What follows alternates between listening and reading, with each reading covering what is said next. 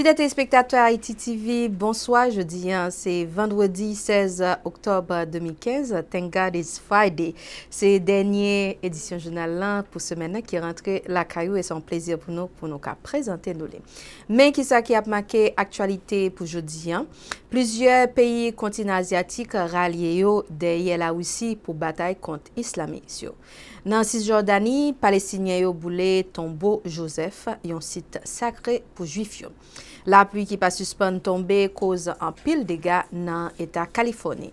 Et puis en Haïti, dossier sécurité, bandit examen touye un policier dans Port-au-Prince. Un sondage réalisé par l'Université royale d'Haïti rapportait tout que c'est Jude Célestin qui a mené dans sondage. Plus passé 290 millions de gouttes distribuées par les partis politiques dans ce semaine. C'est ça, ministre chargé des affaires élections déclaré. Ils ont installé Caroline Viergelin comme nouveau membre KEP1. Il remplacé Maître Néhémie Joseph. Et puis, président dominicain Danilo Medina en Haïti avant mois fini. C'est annonce que Mario Dupuis, ministre communication, a fait. C'est tout ça nous avons pour nous à soir avec plus encore. Restez branchés, nous allons prendre pause publicitaire. Je n'ai ça son patronage de Lins Furniture.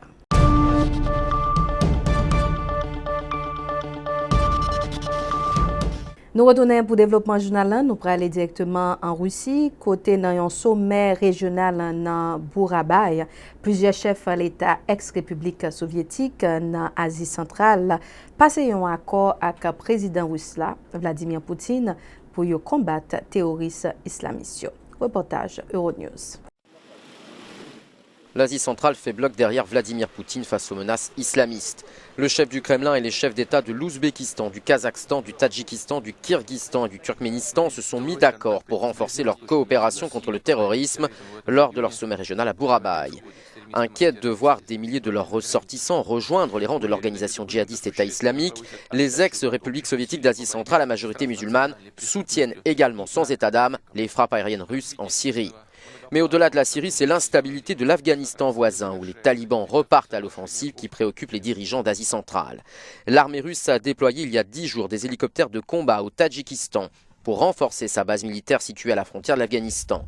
Néanmoins, l'Ouzbékistan et le Turkménistan observent avec inquiétude le nouveau virage interventionniste de la Russie. Ce virage intervient alors que Barack Obama a annoncé hier que des troupes américaines resteraient en Afghanistan après 2016, contrairement à ses promesses électorales. Comme Moscou, Washington s'inquiète de plus en plus de la recrudescence des affrontements entre les forces afghanes et les talibans. N'a pas les de conflit israélo-palestinien en Cisjordanie matin, un groupe de jeunes palestiniens boulé tombeau Joseph, un site sacré pour juifs. Plus de détails à Euronews. Des Palestiniens ont incendié vendredi matin le tombeau de Joseph. Des dizaines de jeunes ont lancé des cocktails Molotov sur le site, lieu de pèlerinage pour les Juifs et source de vives tensions entre Israéliens et Palestiniens par le passé. Il se trouve à Naplouse, dans le nord de la Cisjordanie. L'escalade de violence risque de prendre une dimension confessionnelle encore plus dangereuse. Les groupes palestiniens ont appelé à un vendredi de la révolution, après la prière hebdomadaire. La police israélienne a à nouveau annoncé jeudi soir que seuls les hommes de plus de 40 ans seraient autorisés à entrer sur l'esplanade des mosquées à Jérusalem-Est pour la prière de vendredi. Benyamin Netanyahou s'est défendu face aux critiques étrangères sur la gestion de cette crise. Israël utilise exactement la même force légitime dont ses gouvernements, ses municipalités et ses forces de police feraient usage s'ils avaient des gens qui brandissaient des couteaux de boucher, des haches pour essayer de tuer des gens dans les rues. La Cisjordanie et Jérusalem-Est, occupées par Israël, sont secouées depuis le début du mois par des affrontements entre jeunes lanceurs de pierres et soldats israéliens et par des attaques entre Palestiniens et colons, au couteau, à la voiture bélier et à l'arme à feu.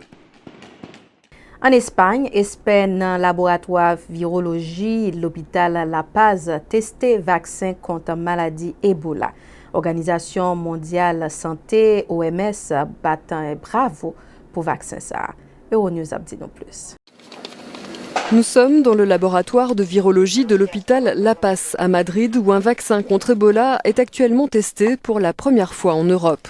4000 personnes en Guinée ont déjà fait l'expérience de ce remède que l'Organisation mondiale de la santé dit être efficient à 100%. Aucun nouveau cas d'infection par le virus n'a été détecté pour la deuxième semaine consécutive d'après l'OMS. Pour le coordinateur de l'essai clinique, un vaccin serait un réel progrès car il ne fonctionne qu'en une seule dose et peut être rapidement appliqué sur le terrain. Iker est interne et fait partie des 40 membres du personnel soignant qui participent à l'essai clinique. Ses constantes sont surveillées, notamment pour savoir s'il développe des anticorps. Je n'ai eu qu'une poussée de fièvre à 37,9, dit-il, mais c'est reparti aussi vite que c'était venu. La rechute d'une infirmière écossaise laisse penser qu'Ebola pourrait persister dans l'organisme des patients, notamment dans les fluides corporels, sur une période plus longue que prévue. Le virus a entraîné la mort de 11 000 personnes depuis 1 an et demi, principalement en Afrique de l'Ouest. En France, étudiants et enseignants levé campé contre problème effectif qui gagne dans l'université. Ils ont jugé que l'université gagne trop d'élèves. Ça cause une grosse tête chargée dans l'université. Ils ont demandé l'État pour lui joindre une solution pressée. Plus 30% d'étudiants cette année dans cette fac de médecine. Résultat dans l'amphi A, quand une professeure fait cours, dans l'amphi B, on entend seulement sa voix. Les premières années ont accès en alternance à chacune des salles, en théorie. Je n'ai jamais pu aller dans l'amphi A, du fait qu'il faut arriver très tôt. On va dire en anatomie ça peut changer, on voit moins bien les couleurs. Mais sinon dans les autres cours, ça n'a pas trop d'influence. Autre filière à succès à Amiens, le droit. Ici, pour faire face, beaucoup de cours ont été dédoublés, les plages horaires étendues le soir. Mais les abandons sont nombreux. La première semaine, c'était bondé parce qu'on était assis par terre, il y avait beaucoup de monde et là maintenant il n'y a plus beaucoup de monde, c'est bien vidé. 660 inscrits, je pense qu'aujourd'hui j'en ai à peu près 400 en cours. On n'a pas assez de groupes de TD, on n'a pas de véritables moyens d'adapter nos enseignements à la diversité des étudiants qu'on accueille. Pour autant, pas question de sélection à l'entrée. Ici, le président de la faculté réclame plutôt des moyens pour embaucher des enseignants. Il nous faut des enseignants plus nombreux pour pouvoir être plus efficaces dans la formation de nos jeunes. Mais effectivement, ça a un coût énorme et aujourd'hui, ce que nous demandons, c'est d'avoir un soutien plus marqué de l'État. Car il faudra aussi renouveler et agrandir les bâtiments. Le pic démographique est attendu dans 2 ans avec l'arrivée des baby-boomers de l'an 2000. N'après aux États-Unis, après gros orage avec la pluie qui tombait sur l'État Californie, hier jeudi, plusieurs routes coupées avec inondation dans un bon parti dans l'État. Reportage Euronews. Surprise par la brusque montée des eaux, cette conductrice doit abandonner son véhicule. En quelques minutes à peine, des pluies diluviennes s'abattent à une centaine de kilomètres au nord de Los Angeles, dans la région de Lake Hughes, provoquant des inondations éclairs et des coulées de boue. Les voitures et les camions sont littéralement ensevelis, piégeant les automobilistes. 2 ou 3 voitures étaient bloquées devant nous. Nous sommes sortis et là, la terre a recouvert toute la route. Nous avons attendu. J'étais surtout inquiet pour ma fille. Aucune victime n'est à déplorer malgré la rapidité et la violence des flots. Attendant les secours, parfois même sur le toit de leur véhicule, les automobilistes ont su bien réagir. Ils ont fait le bon choix en ne tentant pas de traverser la boue et les débris avec leur véhicule. Ils ont vraiment bien réagi. Ils sont restés en sécurité, en hauteur. C'est ce que nous attendions d'eux. Mais maintenant, le plus dur reste à faire. Dégager la centaine de véhicules encore enlisés dans cet amas de terre. Nous parlons en Haïti, nous parlons de l'élection. Il y a un autre sondage que l'Université royale d'Haïti réalisé. Rapportez tout que c'est Jude Célestin qui a mené dans tendance vote comme candidat pour poste président.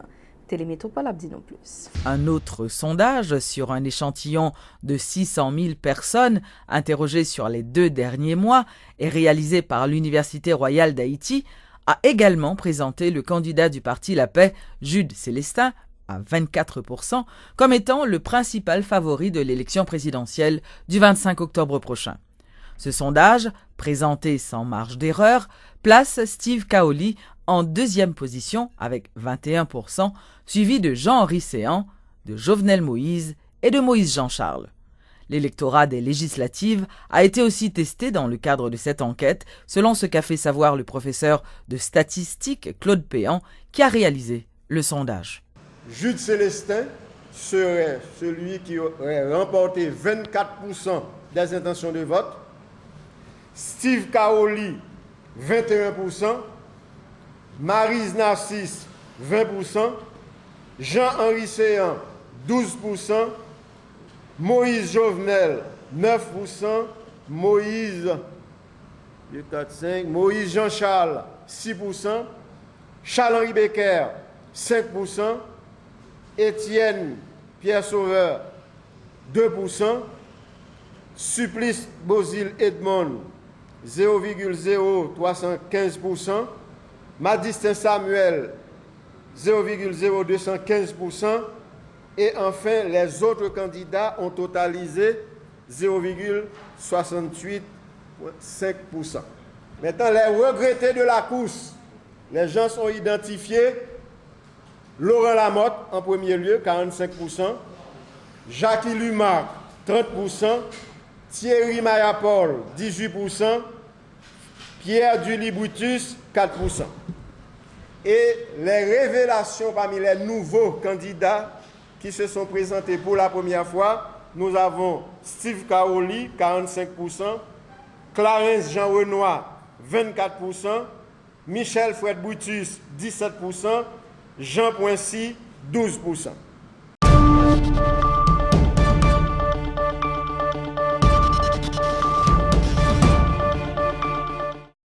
Dans une rencontre avec la presse, le ministre chargé des Affaires élections a annoncé que plus passé 290 millions de goudes à distribuer semaine ça par les partis politiques.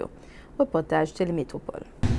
Le ministre chargé des questions électorales, Jean-Fritz Jean-Louis, affirme que le processus de subvention des partis politiques devrait être bouclé au cours de cette semaine.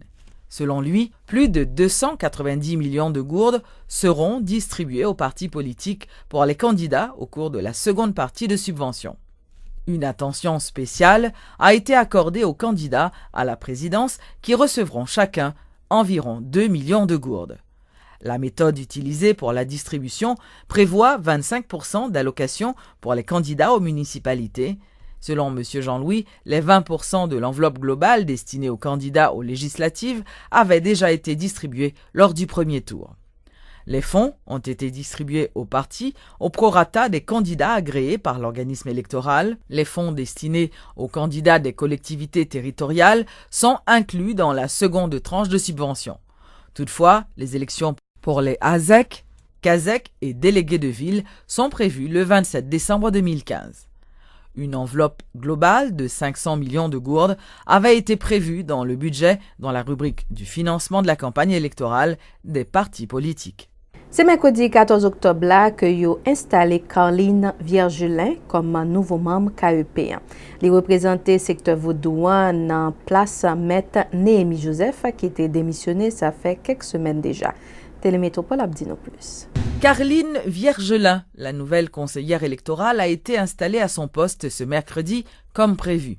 Madame Viergelin, qui remplace Maître Néhémie Joseph, ayant remis sa démission, a, dans son discours de circonstance, promis de travailler dans le but de permettre la tenue d'élections libres, honnêtes et démocratiques.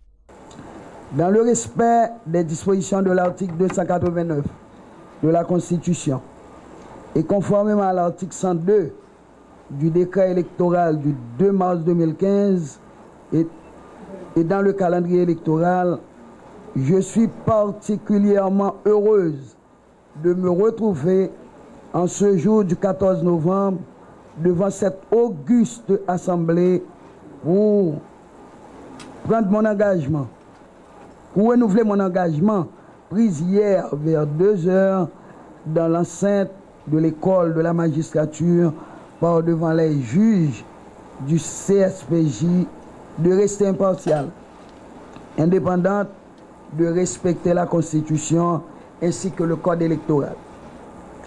Soyez-en rassurés que je m'acquitterai de ce devoir de citoyen avec enthousiasme et responsabilité, courage et conviction, d'autant qu'il est en adéquation avec ma détermination d'œuvrer au bon déroulement des élections, tout en travaillant à côté d'autres conseillers, d'autres conseillères dans l'intérêt de la paix et du respect de la loi. Dans une conférence pour la presse, candidat pour poste magistrat Pétionville, Mimose Terrassan, demandé KEP pour les prendre bon genre disposition pour l'élection 25 octobre qui a bien passé.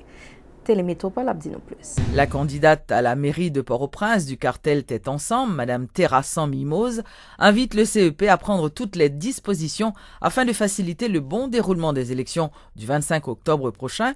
Elle dit espérer que le scrutin du 25 octobre sera totalement différent de celui du 9 août, lors desquels de nombreuses irrégularités avaient été constatées. Nous avons demandé à toute institution nationale et internationale pour mobiliser pour élection en fait dans l'ordre avec transparence. Surtout élection municipalité qui c'est élection masse peuple là. C'est peut-être ça, nous-mêmes qui vivons dans la commune Port-au-Prince, lancer un appel solennel à toute population qui croit dans un changement réel. Alors ça que nous pral arriver dans la dernière semaine avant élection présidentielle yo ak deuxième tour élection législative yo qui gagne pour fête jour qui a 25 octobre k'ap vini là. Chef l'État pays haïtien Joseph Michel Martelly encourager toute population à aller remplir devoir civique. Il était fait déclaration ça dans un discours enregistré. Yon courtoisie télésignal. Élection c'est pas affaire ni un monde ni un petit groupe monde. Élection c'est affaire tout le monde. Peuple haïtien, changement on va chercher pour tête, pour famille, pour pays, c'est avec bulletin vote que on va joindre. 25 octobre qui vient là, faut que tout le monde aille voter. Parce que l'élection, c'est pour tout mettre en démocratie avec droit grand monde, tout peuple. Paysans, vaudouisants, artisans, étudiants, industriels, commerçants, fonctionnaires et latriers. Si la cap travaille, tant que si la qui pas travaille. 25 octobre. C'est pour tout citoyen, toute citoyenne, prendre route, bureau vote, pour nous voter, non, qu'imposer l'ordre avec discipline. On a le voté. Institut international pour la démocratie et l'assistance électorale, IDEA International, a organisé un atelier sur violence dans la période électorale, jour qui était mercredi 14 octobre, dans l'hôtel Le Plaza. Télémétropole a fait nous vivre comment ça était. Un atelier de travail sur les violences électorales a eu lieu ce mercredi à l'hôtel Le Plaza, à l'initiative de l'Institut pour la démocratie et l'assistance électorale IDEA, de concert avec l'Observatoire citoyenne de l'action des pouvoirs publics en Haïti. Cette réunion avait pour but la sensibilisation des acteurs concernés sur la nécessité de corriger les erreurs commises lors des législatives du 9 août dernier. Qui améliorer en termes de services et accessibilité à tout le monde. Parce que nous avons tout, ça nous observé en tant que citoyen, l'entrée dans le bureau de voiture, ou perdu. Pas de gens qui étaient là, qui étaient accueillis, qui pouvaient accompagner, qui pouvaient faciliter que vous votez. Donc dans ce sens ça, moi je crois que par rapport à l'atelier que nous avons là, par rapport à l'échange que nous avons là, et par rapport à ça qui a sorti dans l'atelier, pour nous communiquer sur lui et pour nous partager à qui de droit, monde qui est responsable pour nous accès pour nous capables de voter normalement. Après rencontre président haïtien et président dominicain dans Barahona, jour qui était mardi 13 octobre qui s'est passé là, ministre communication haïtien Mario Dupuis a annoncé que président dominicain Danilo Medina a pas visité pays Haïti avant mois d'octobre fini. N'a pas évité nous suivre un extrait dans déclaration li.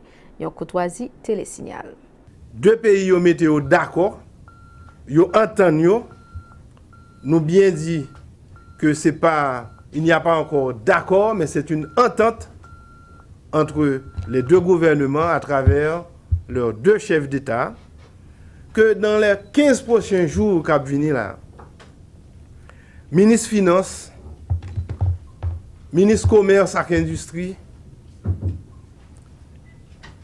directeur douane, représentant secteur privé, tous deux pays a réuni Port-au-Prince en Haïti Objectif rencontre ça, c'est pour chercher arriver à un accord qui permet d'améliorer échanges commerciaux, donc commerce, rapports commerciaux entre deux pays, ainsi que de chercher normaliser le transport terrestre des marchandises entre les deux pays. Deuxième point d'entente là, le président Medina a venu faire une visite de travail en Haïti, de manière à ce que pour le présent, dans le moment que l'accord a besoin, pour le présent, dans la signature accord ça.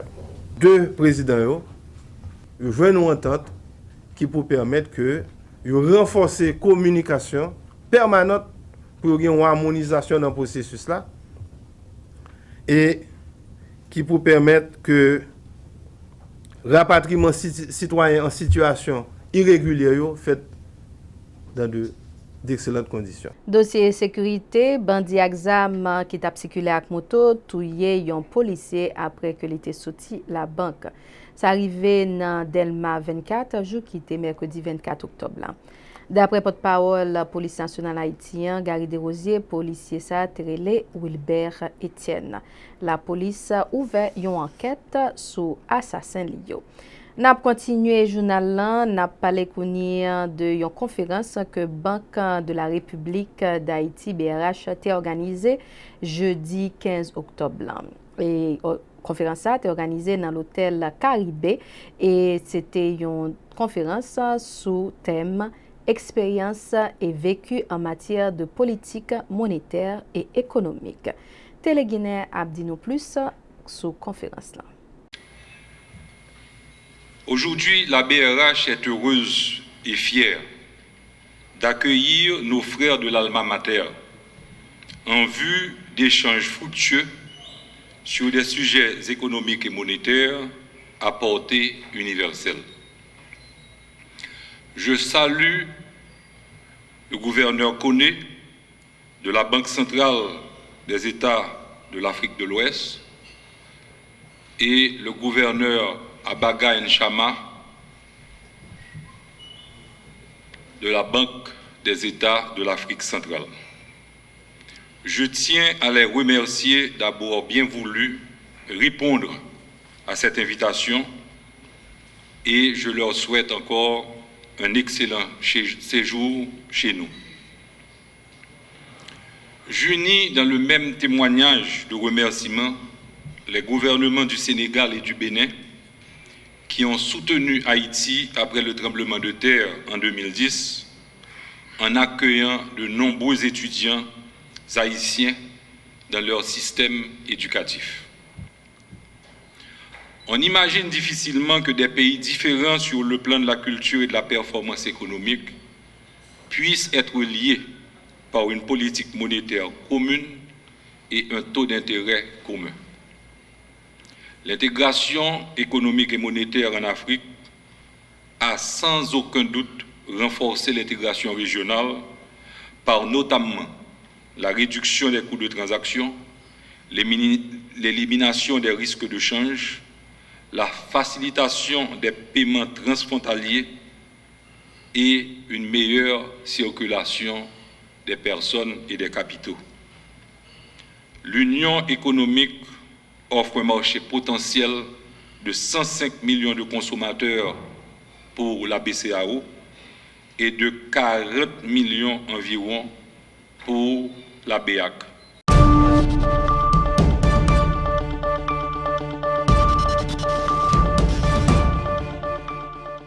Président haïtien inauguré un complexe immobilier dans Delma 18 dans zone sans fil mercredi dernier. Complexe a gagné là-dedans 72 appartements. Construction chaque appartement ça a coûté $10 500 américains et il était financé par Banque mondiale et l'État haïtien. N'a pas invité nous écouter une des l'autre président Martelly et Bono Pierre, chef programme dans Banque mondiale. Yon courtoisie télésignal. M'a dit bénéficiaire yo kembe avec Kala parce que dans visiter Kala nous voyons monde qui bénéficie Kala et puis qui peut pas voir Kala yo gen l'autre problème. Yo va travailler.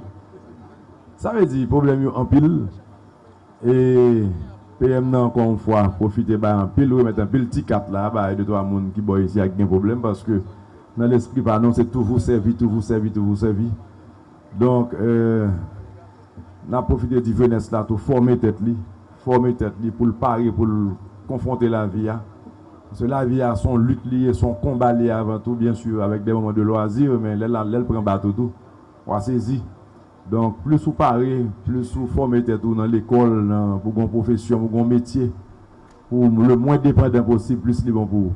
En tout cas, pour les gens qui ont une chance pour bénéficier du pain de l'éducation ou bien encore de cas qu'il a dit, nous connaissons que l'État, ça, que m'a conduit aujourd'hui à son État qui est disposé à accompagner tout jeune, tout grand monde, tout petit monde pour que nous ayons mieux-être et dans la vie. C'est ça qui te mené nous dans la campagne en 2010. C'est avec l'esprit ça que nous servons pendant 5 ans. C'est avec l'esprit continuer à servir que nous pouvons aller. On n'est pas obligé de poste pour servir. D'ailleurs, nous devons servir avant. Nous nous félicitons du solide partenariat entre la Banque mondiale et la République d'Haïti pour la réhabilitation des quartiers affectés par le séisme. Cette inauguration de logements collectifs et multifamiliaux intervient dans le cadre plus large des projets de reconstruction logement Prodépur et Précade, qui totalisent un montant de 95 millions de dollars et qui ont commencé il y a 4 ans, en février 2011.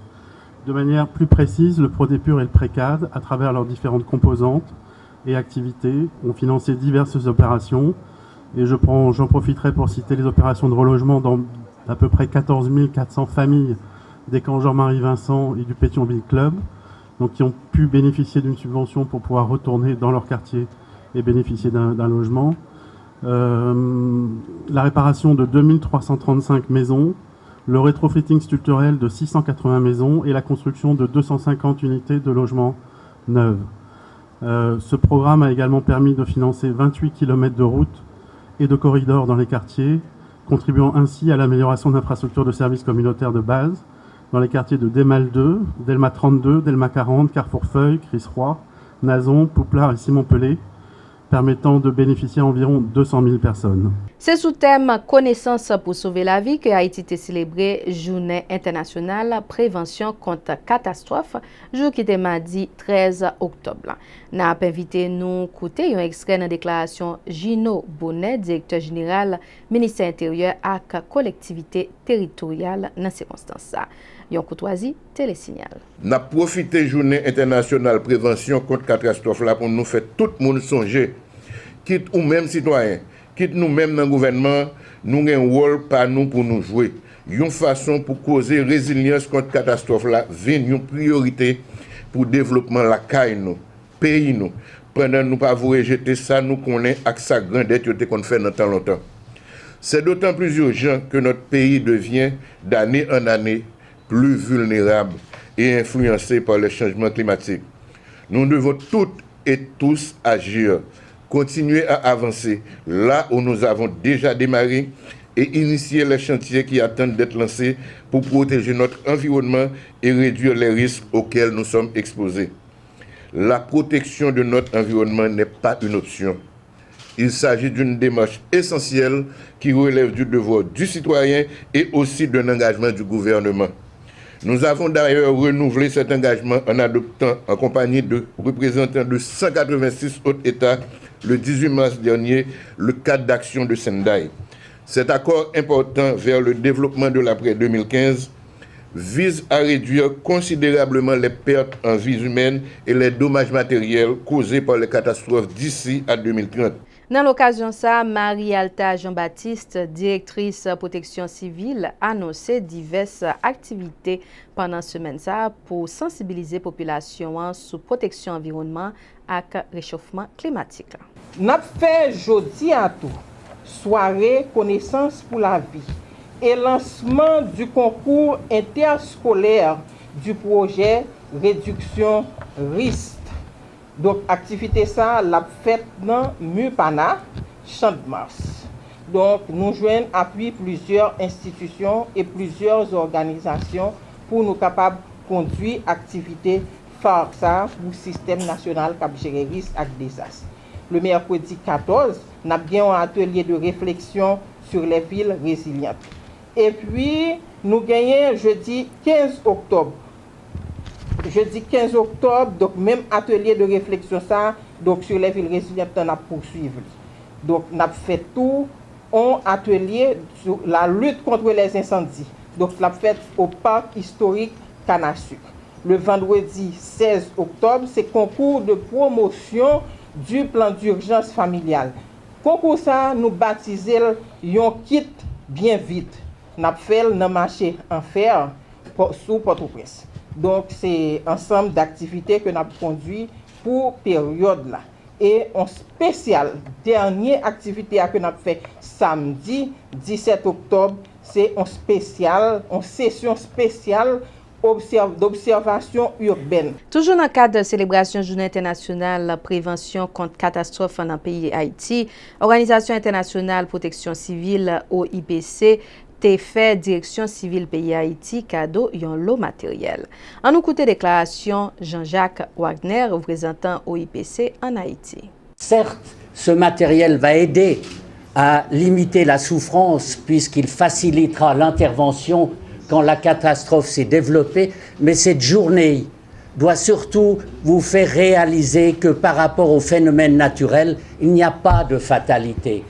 Le génie de l'humain est tel que l'on peut-être pas éliminer toutes les conséquences de la nature par rapport à notre vulnérabilité, mais certainement on peut apporter par ce génie des approches qui feront que si la nature vient de manière violente, on va limiter très fortement le nombre de victimes et aussi les dommages économiques. Donc faites passer ce message que l'activité constructive pour la limitation du nombre de victimes est finalement dans nos mains, que l'on soit petit ou grand. Thank God it's Friday, yon ti note pour faire nous sourire, n'a invité nous apprécier photo ça de frère Joël, présentateur émission La Bonne Nouvelle que en pile nous remet qui diffusé chaque jour sur télévision Panou Haïti TV. N'a regardé photo ça en façon pour les voyer dit nous bonsoir, l'a songer nous et lui-même nous connaît Jean-Bouche frère Joël et bon donc la préparer petit dîner ça pour nous mêmes téléspectateurs Haïti TV. N'a passé à page météorologie, nous va regarder comment temps à pied pendant le week-end. D'après ça, Centre météorologie pays États-Unis a annoncé temps a pas toujours maré, a pas gain la pluie pendant toute semaine cap vini là, c'est comme ça demain samedi, température a monté jusqu'à 82 degrés et puis la privé 76 degrés et temps maré toute journée demain et chance à la pluie c'est 56%. Soleil là a pleuvé à 7h20 pour les coucher à 6h52. Et puis dimanche toujours dans Miami, température a monté jusqu'à 84 degrés pour les descendre jusqu'à 77 degrés. Après un nuage avec vent et chance à pluie toujours 56%. Soleil a pleuvé à 7h21 pour les coucher à 6h51.